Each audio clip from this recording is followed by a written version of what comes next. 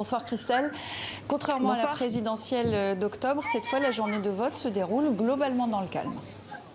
Oui, la journée a été plutôt calme ici en Côte d'Ivoire et surtout tous les bureaux de vote ont pu ouvrir, contrairement au 31 octobre dernier où entre un quart et un cinquième des bureaux de vote avaient été restés fermés à cause notamment du boycott actif, le mot d'ordre qu'avait lancé l'opposition. Cette fois donc tous les bureaux de vote ont pu ouvrir et jusqu'à maintenant aucun incident majeur n'a été signalé.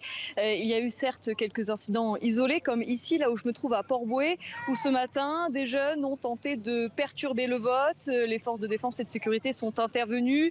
Il y a eu également quelques échauffourées, quelques énervements entre les représentants de différents partis politiques à cause du processus électoral, de détails du processus, notamment de la tenue des listings, des échauffourées ici à Port-Bouët, mais également dans d'autres villes du pays. Mais donc pas d'incident majeur et le vote jusqu'à maintenant s'est déroulé dans le calme.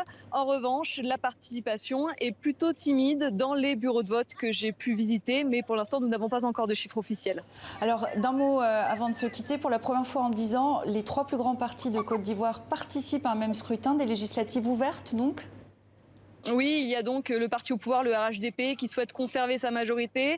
Et puis du côté de l'opposition, qui s'est certes un peu morcelé, il y a le bloc principal composé donc du PDCI, de l'ancien président Henri Konan Bédié, et d'EDS, la plateforme des militants de l'autre ancien président Laurent Gbagbo.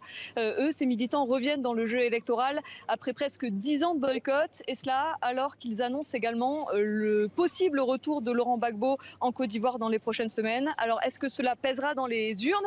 Il faut cela attendre les résultats pour le savoir. Il pourrait être publié d'ici lundi. Christelle Pierre depuis Abidjan. Merci beaucoup Christelle.